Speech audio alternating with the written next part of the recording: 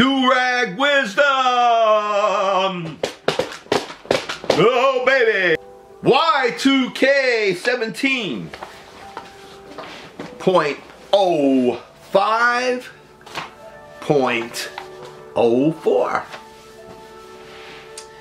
And this is the 104th day of the resistance, according to Robert Reich, Professor Robert Reich, who did a documentary, Inequality for All, that's available on Amazon. He has a great site, and he's a college professor, and he worked in 4 different presidential administrations. And if you want to hear another great pundit and good advice, check him out on YouTube, as long as YouTube allows him.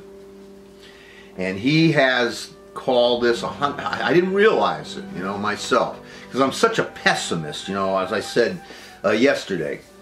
And I'm such a pessimist. And I just want to be able to give credit where credit is due, and try to be as upbeat as I can when I can, not because I want to, but because I want to be honest with you folks. Now, I thought about Professor Reich, what he said about this. I go, yeah, this creep, the Trump-Putin creep, has been in for over 100 days now. We're into a second, and now we're into the second 100 days of the resistance. The resistance. I love it. I mean, when I say I love it, I wish we didn't have to have such a thing. But we're going to have it because it's working. Now, your protests out there have... I can't believe it myself. But these cowards that are representing all of you, especially these Republican cowards, like those members of the Freedom Caucus. George Orwell, we got a group out here in America called the Freedom Caucus. The Freedom, and they want to take away people's health care. Sorry for the histrionics. But the protests, folks, and I have to tell you that the Congress creatures, the Geo-Putins, are going to be home for the next, they give themselves so many days off. They have an 11-day holiday coming up, and that means they're going to be home in their districts. I want you to know. That's what I learned from Reich, Professor Reich. And this will give you folks who go out and protest in the resistance, in the visible, this is going to be very, very good for you guys. Get in their faces, because as I understand today, they're trying to once again torpedo the Affordable Care Act. Such a joke.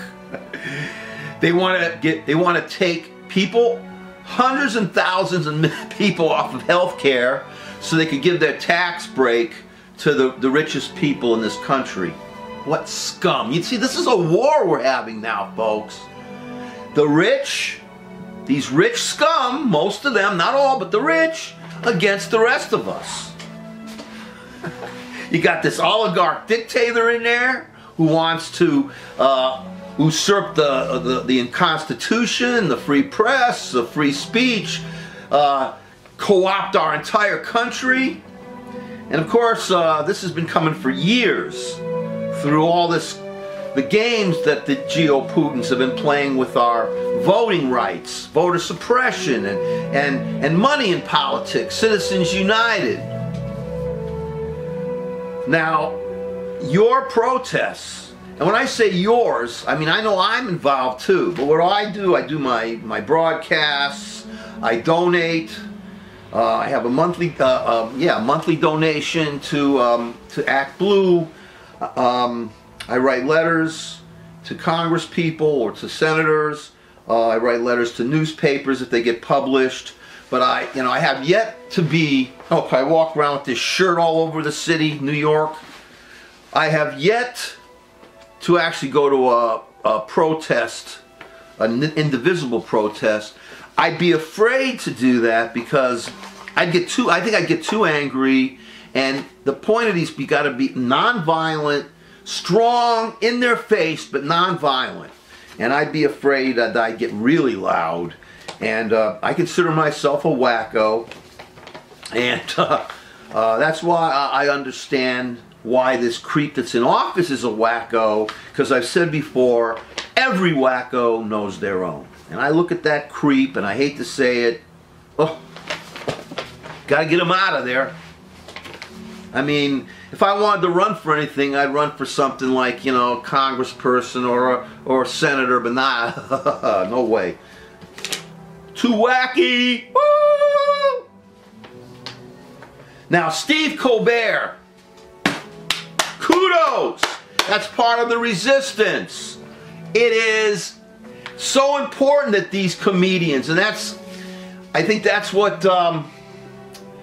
Colbert said, or something. Yeah, that you have to keep these jokes up. You have to keep in their face. You have to make this guy hates this creep, bastard Trump Putin. He hates that. He's an authoritarian weak man. They want a strong man. He's an authoritarian. If it's up to him, he'd start assassinating people, shooting people in the streets, which by the way, I'm afraid of. But Steve Colbert, the other night, after that creep insulted that reporter, dismissed him. And you know, they can't, I mean, I couldn't do that. If I was a reporter and I was standing in front of that birther Trump Putin creep and he dismissed me that way, I'd say, hey, wait a minute, fella. I'm part of the Constitution. I'm freedom of the press. Don't fuck with me. Because I own your ass. I pay taxes and you work for me too, mother effer. See, they'd fire me from the press corps. I mean, I have to hand it to these press people that they have to maintain their dignity, their poise, and not lose their temper in the face of this outrageous bastard. But Steve Colbert, And would you believe that when I read in the Daily News, there are people that wrote letters that Colbert should be fired. They said that, one person said that he has no respect for the president. How much respect, I wonder about that letter writer, how much respect for the President Obama did they have? See, they can dish it out, these cowards, but they can't take it. Now, you check the bestseller list. This is part of the resistance. People are reading 1984. This Trump Putin creep is well known in this country for being an enemy, a traitor to our republic. So you look at that bestseller list, if I'm not mistaken, 1984 is on there, The Handmaid's Tale is on there. There's so many books available. If you have a Kindle, you could, books like It Can Happen Here by Sinclair Lewis and The Iron Heel by Jack London.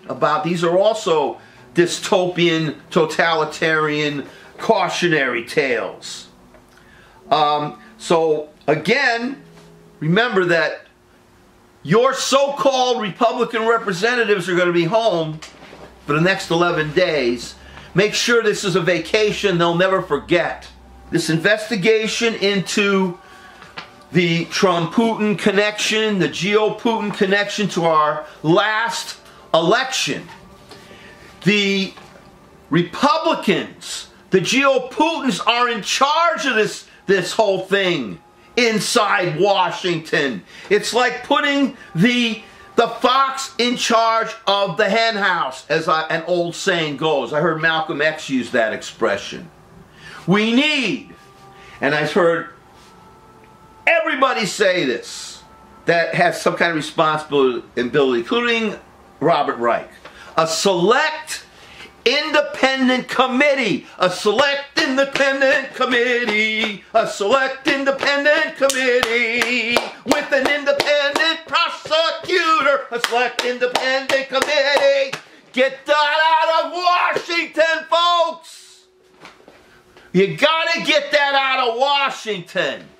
A select independent committee, because I am positive that this creep was put in there by Putin, and we gotta get this creep Trump out.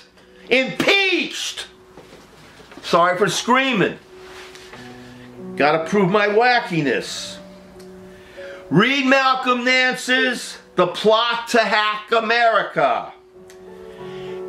Do not allow Hillary Clinton or Joe Biden or other members of the corporate Democratic Party to co-opt, to defame the word resistance. All of a sudden, Joe Biden says, I'm a member of the resistance. Hillary Clinton, when she came out of retirement, I'm a member of the resistance. Folks, words. Remember Orwell. He was so strict about how he used the words. I mean, I'm not as strict as Orwell was. I think he would slap me upside my head and my do-rag go flying across this room. But the fact is, Biden, I like Biden. I have nothing against Hillary Clinton, but they are not members of the resistance. Unfortunately, they were part of the problem and not part of the solution during the campaign. For years and years, we've allowed the Democratic Party to be usurped by big money, corporations. We have one party that's been co-opted by corporations and big business, and they have designs on the Democratic Party too. So we can't let these people who are corporatists in the Democratic Party, who are destroying the progressiveness of the Democratic Party, who are still destroying the progressiveness of the Democratic Party. Check who they picked for their chairman. So they can't. Biden can't use, if he wants, like I said, if he wants to use the word that he's a member of the resistance, or if she wants to say they're a member of the resistance, okay, fine. But we know they're not, because they're corporatists, big money corporatists, Democrats. Okay? So, if they really want to help us, if you're doing the indivisible, if you're doing something, you need paperwork done, errands, or somebody should be a gopher. If Joey or Hillary want to show up and be a gopher, they want to type up some stuff, you know, file things you need filed, or, you know, call people up on the phone. Hey, let them come in and do that. But don't let them co-opt that word, please. We are trying to take back our country, and unfortunately, bless their hearts, Joey and Hillary, whether they know it or not, represent the very problem that's helping to bring this country down. Okay, don't let them use that term unless they really, really, in our eyes, earn it. And that means total progressivism. Total progressivism. Total progressivism.